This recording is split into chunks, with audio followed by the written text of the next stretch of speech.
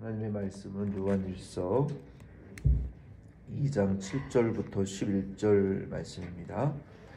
요한일서 2장 7절부터 11절 말씀입니다. 제가 가진 성경으로는 388페이지에 있습니다. 요한일서 2장 2절부터 7절부터 11절 말씀입니다. 본문 말씀은 하나님과 사귐에 있어서 이제 네 번째에 대한 내용입니다. 성도가 하나님과 사귈 수 있는 네 번째 통로 방법은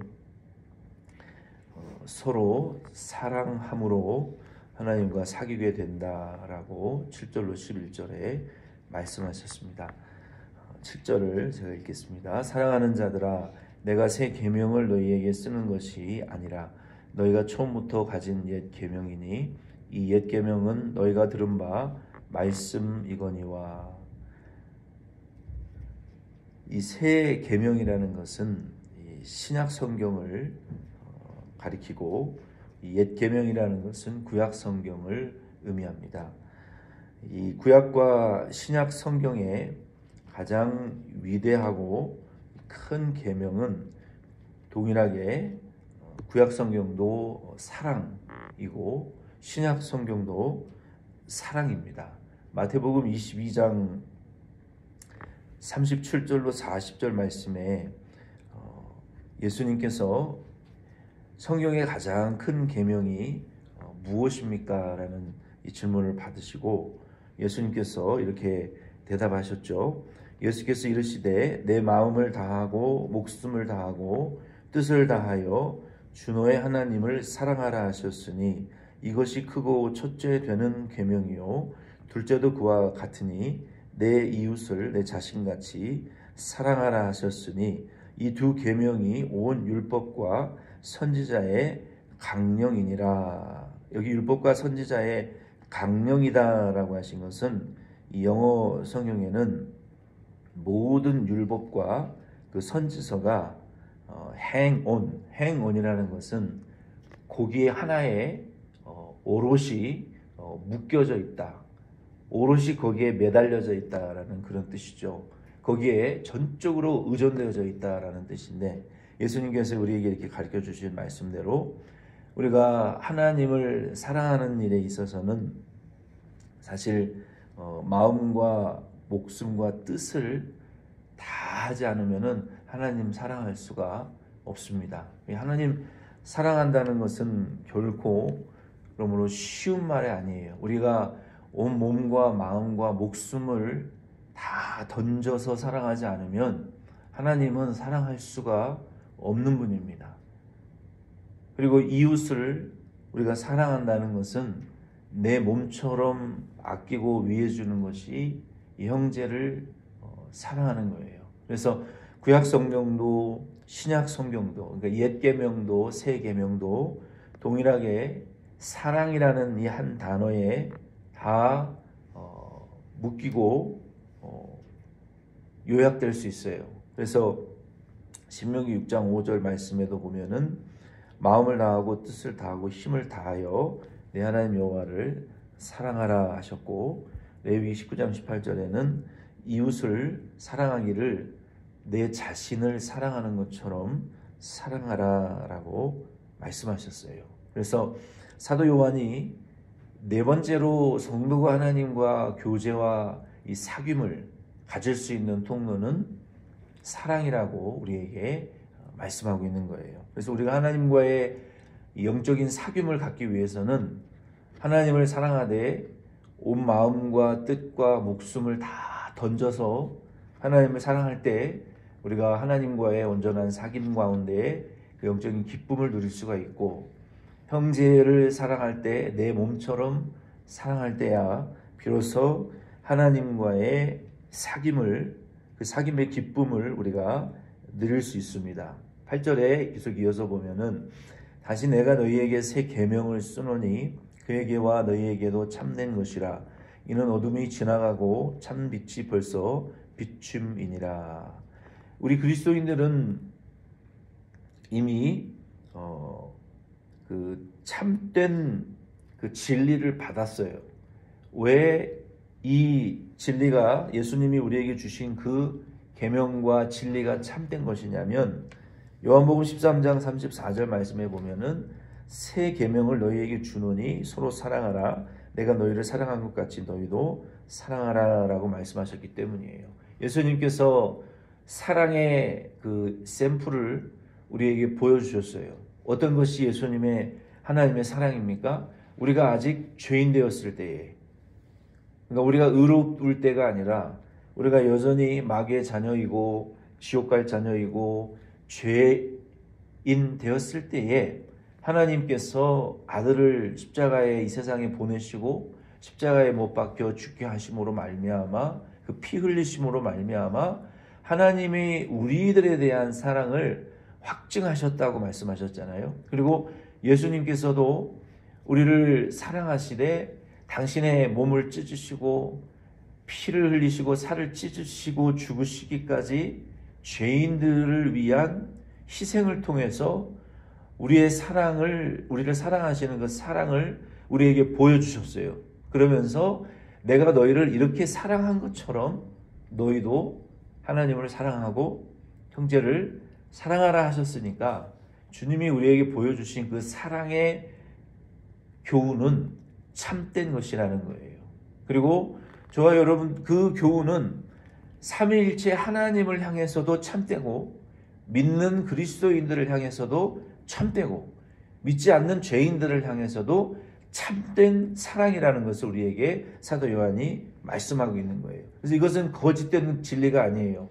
삼위일체 하나님에게도 참된 진리이고 우리 그리스도인들에게나 죄인들에게도 정말로 진실된 이 사랑의 진리가 예수님의 십자가와 부활의 복음이라는 거예요. 이 참된 진리를 통해서 우리는 이미 예수 그리스도를 믿었기 때문에 우리는 이 어두움이 지나갔고 우리에게 그 참된 빛이 비추었습니다. 다시 말하면 그 예수님의 십자가의 사랑이 믿는 저와 여러분들에게는 실현되었어요. 우리가 그 예수 그리스도를 믿음으로 그 십자가의 사랑으로 죄사함 받았고 그 빛을 비춤 받았고 이제는 하나님의 나라를 상속받게 되었고 우리는 그 하나님을 사랑하고 계명대로 형제를 사랑함으로 우리가 빛 가운데 이제 거하는 자들이 되었단 말입니다. 그래서 그 빛이 우리에게 비추어져 있기 때문에 이제는 에베소서 5장 14절 말씀대로 우리가 최종적으로 그 빛의 열매인 사랑을 할 수 있는 자들로 변화되었다는 거예요. 그래서 우리가 그 빛 가운데에 이제는 거하게 되면은 최종적으로 하게 되는 것이 있는데 그것이 무엇이냐면 사랑하게 된다는 거예요. 근데 이 사랑은 이 에로스적인 이성 간의 사랑이 아닙니다. 필리오적인 그런 철학적인 사랑이 아니고 또 혈연적이고 가족 중심적인 그런 사랑이 아닙니다.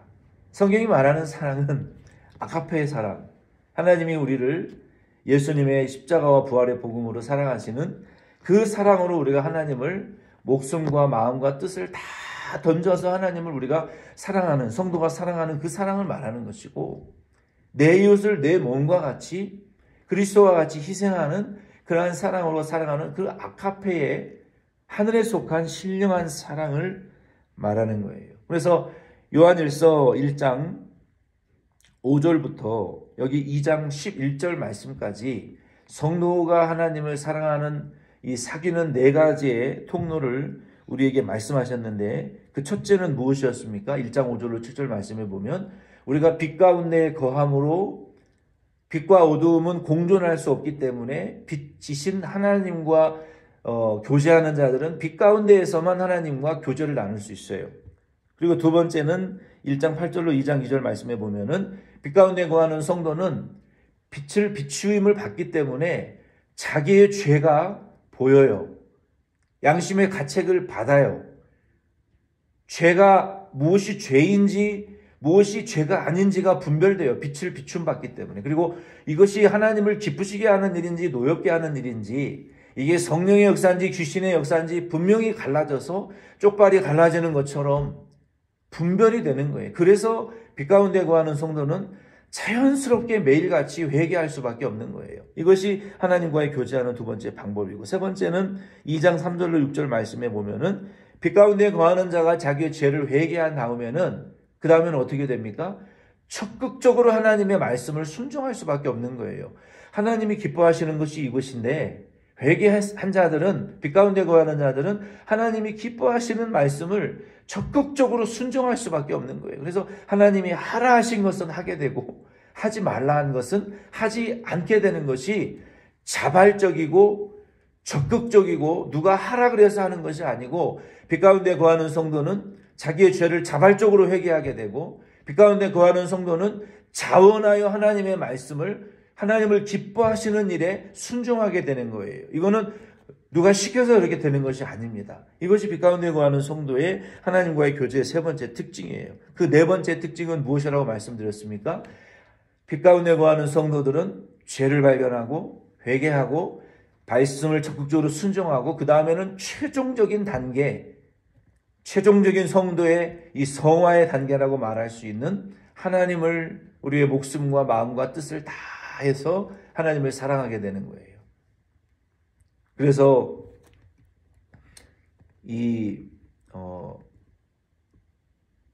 하나님을 사랑하게 되고 형제를 사랑하게 되는 것입니다. 그래서 9절로 11절 말씀에 보면은 이 형제를 사랑하는 자들은 어떤 열매를 맺게 되고, 형제를 사랑하지 못하는 자들은 이 어떤 상태에 처해 있는가를 우리에게 말씀해 주고 있는데, 먼저 9절과 11절에 보면은 빛 가운데에 있다 하면서 그 형제를 미워하는 자는 지금까지 어두움에 있는 자요, 그의 형제를 미워하는 자는 어두움에 있고 또 어두움에 행하며 갈 것을 알지 못하나니 이는 그 어두움이 그의 눈을 멀게 하였음이라. 아멘. 우리가 이 어둠 가운데 있는 자들은 절대로 형제를 사랑할 수 없습니다. 그리고 형제를 사랑하지 못하는 자는 어두움 속에서 그의 눈이 멀게 돼요.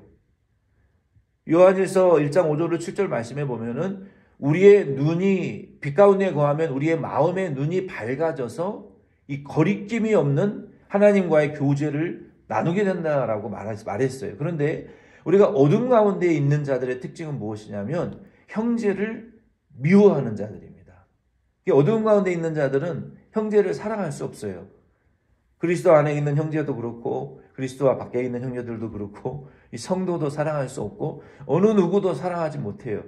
이 사랑하지 못하는 자들은 그 미움이 그 사람의 눈을, 심령의 눈을 어두움에 거하게 만듭니다. 그래서 형제를 미워하는 자는 어두움에 속한 자들이고, 어두움에 속한 자들은 갈 바를 알지 못해요. 무슨 일을 해도 어떻게 해야 될지, 어디로 나아가야 될지 모르게 돼요. 그러나 반대로 10절에 보면은 그의 형제를 사랑하는 자는 빛 가운데 거하여 자기 속에 거리낌이 없다라고 그랬어요.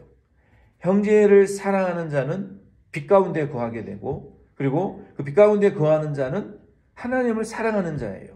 그 빛 가운데 거하는 자는 죄를 회개하는 자이고 적극적으로 주의 교훈을 순종하는 자이기 때문에 하나님과의 교제가 이루어지는 자예요. 그래서 하나님과 교제를 적극적으로 이루는 자들의 특징은 마음에 거리낌이 없습니다. 형제와의 교제와에도 거리낌이 없고 하나님과의 교제에도 거리낌이 없어요. 그리고 에베소서 3장 12절 말씀에 보면은 그러한 거리낌이 없는 하나님과의 교제와 형제 사랑을 이루는 자들의 특징은 하나님 앞에 담대하게 나아가서 기도하고 확신을 가지고 하나님 앞에 나아가서 간구하는 특징을 갖게 된다라고 말하고 있어요. 그러므로 우리가 빛 가운데 거한다, 하나님과의 교제가 있는 자들의 특징은 기도할 수 있고 담대함을 가질 수 있고 형제를 사랑하고 모든 일에 있어서 거리낌이 없고, 그리고 2차적인 열매로 적극적이고 속이지 않고 능동적이고 하나님 앞에 담대함과 간구를 하는 이런 특징을 우리가 볼 수 있습니다. 오늘 이 말씀을 통해서 그러므로 이제 저와 여러분도 하나님과의 영적인 사귐이 반드시 이루어져야 되는데 빛 가운데 거하심으로 우리의 죄를 날마다 회개하고 그리고 하나님의 말씀을 순종하심으로 하나님과의 사랑, 형제와의 사랑이 저와 여러분의 심령 안에 충만해져서 하나님과의 영적인 사귀는 그 사귐의 기쁨이 날마다 우리 안에 충만해지시기를 예수님의 이름으로 부탁드립니다.